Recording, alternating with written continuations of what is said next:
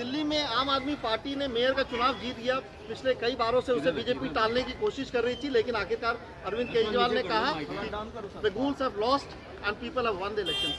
हाँ, इनफैक्ट शुरू से ये लग रहा था लोगों को कि वो उनका मेयर होगा, क्योंकि उनकी जीत सर्वविदित थी। उनकी जीत इतना बढ़िया, इतने ज़्यादा सीटें लेकर आए, तमाम लोगों के गतिरोध पहुंचाने के बावजूद, बाधाओं के बावजूद, कि ये कितने खेल तमाशे करने के बावजूद अरविंद केजरीवाल और उनकी आम आदमी पार्टी बहुत दमखम के साथ सामने आई। और हम सब की यही अपेक्षा थी, ये जानते थे कि उनकी जीत होगी, मेयर उनका होगा, कमेटी उनकी होगी, लोग उनके होंगे। और ज़रूरत भी है, क्योंकि सिर्फ आम आदमी ने और ख़ासकर केजरीवाल साहब ने वादा किया था वो कूड़ों का पहाड़ हटाएंगे, सफाई करेंगे। और मुझे लगता है केजरीवाल साहब के वादों में भी दम है और उनकी टीम के अंदर की क्षमता भी है, वो लोग कर सकते हैं और बहुत अच्छे से कर सकते हैं। इसलिए ये बड़ी खुशी की खबर है और इसके लिए तमाम लोग, दिल्ली के तमाम लोग, देश के लोग और सबसे ज़्यादा हमारे अपने अरविंद केजरीवाल और उनके तमाम लोग बधाई के पात्र हैं। मुंबई में जिस तरीके से शिवसेना का जो उद्धव ठाकरे के हाथ से निकल गया, इस पूरे मसले को आप कैसे देखते हैं? शरद पवार ने भी कहा कि एक बहुत गलत परंपरा की शुरुआत चुनाव आयोग ने कर दिया। देखिए, शरद पवार तो देश के इतने महान नेता हैं, बहुत लोग तो उनको सही मायने में चाणक्य मानते हैं। उन्होंने जो कहा है तो उनकी बात का तो मैं खंडन कभी नहीं कर सकता हूँ और न करना चाहिए किसी को भी। उन्होंने बड़ी अच्छी बात कही है, लेकिन ये उनका जो है अभी खेल ख़त्म नहीं हुआ। मुझे लगता है वहाँ खेल अभी शुरू हुआ है।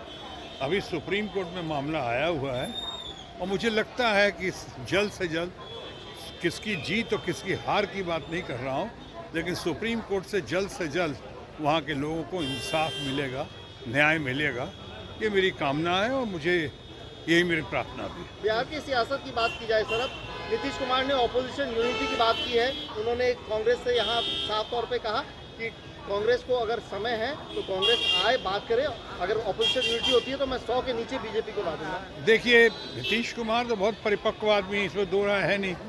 नीतीश कुमार बहुत दिनों से कोशिशमंद है, फिक्रमंद है, ये भी दुनिया जानती है। मैं कह सकता हूँ कि मैं इस मामले में क्या बोलूँ, बेगानी शादी में अब्दुल्ला दीवाना, ये उनका अपना अंदरूनी मामला है। लेकिन विपक्ष का मामला पूरे देश का मामला है और विपक्षी एकता पूरा देश चाहता है, उसमें वो लीड ले रहे हैं। मैं समझता हूँ धीरे धीरे सब कोई उस लीड के कायल होते हुए, उनके नेतृत्व के कायल होते हुए, नेतृत्व कायल ये नहीं कह रहा हूँ कि वो उन्होंने खुद कहा कि वो प्रधानमंत्री पद के उम्मीदवार नहीं है, दावेदार नहीं है, लेकिन मैं समझता हूँ लीड लेते हुए, उनका कायल होते हुए, धीरे धीरे, स्लोली बट श्योरली विपक्ष के लोग, विपक्षी एकता होगी। कहाँ तक होगी आने वाला वक्त बताएगा, लेकिन होगी ज़रूर। और जहाँ तक उनकी दूसरी बात का सवाल है, हमारे दोस्त माननीय प्रधानमंत्री नरेंद्र मोदी जी या उनकी जो टीम है, उनकी पार्टी जो है, उनके बहुत अच्छे दिन नहीं लग रहे हैं, क्योंकि उन्होंने कहा था और इसको नीतीश कुमार ने भी समझाया जाना है और हमारे खड़गे साहब ने और अपोजिशन के तमाम बड़े बड़े नेता, जिसमें हमारी अपनी ममता जी भी हैं टीएमसी की, सबका ये सब अनुमान ही नहीं बल्कि संकल्प है कि विपक्षी एकता के साथ, अपनी जनशक्ति के साथ, भारतीय जनता पार्टी के दोस्तों की धन शक्ति का जवाब देते हुए वो लोग ज़रूर उनकी शक्ति को बहुत क्षीण कर देंगे। 100 क्या 100 से कम भी हो सकता है। चेहरा कौन रहेगा सर? वो सब बहुत पुरानी बातें हैं, कौन चेहरा कौन रहेगा।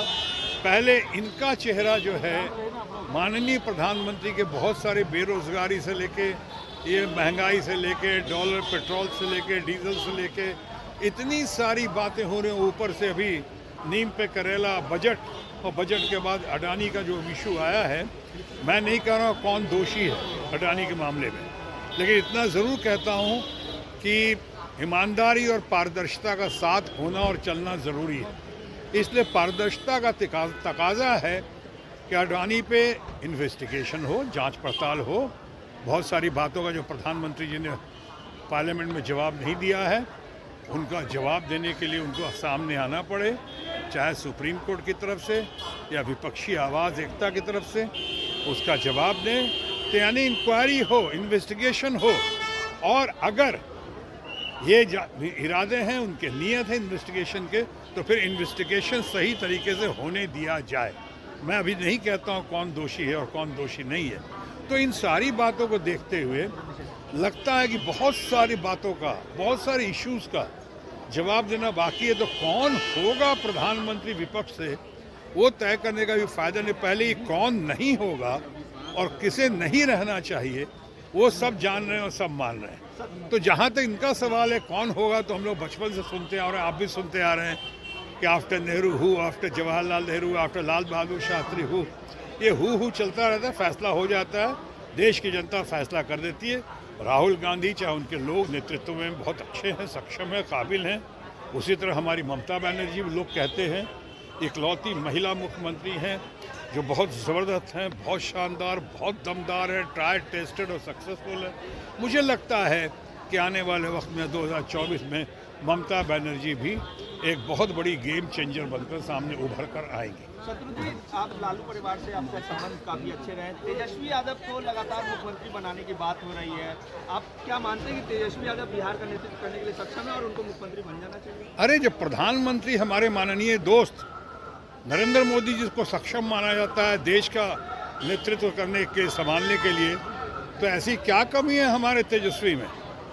तेजस्वी आप और हम में क्या कमी है? अगर हमारे ऊपर लोगों का साथ मिले, सहयोग मिले, आशीर्वाद मिले, संख्या बल अगर हमारे पास हो, तो मैं तो शुरू से कहता है कोई भी प्रधानमंत्री या कोई भी मुख्यमंत्री बन सकता है। आप भी बन सकते हैं और शायद मैं भी बन सकता हूँ। धन्यवाद। एक सवाल और है सर, पटना साहब के सांसद भी रहे हैं सर आप। सर